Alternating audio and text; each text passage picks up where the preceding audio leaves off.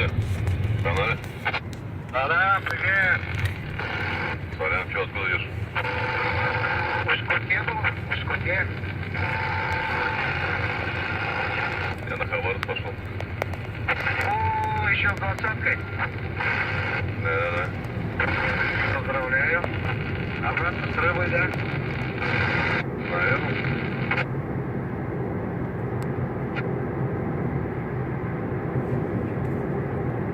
Ладненько, давай. Там ремонт всякая. Машинок не было где, да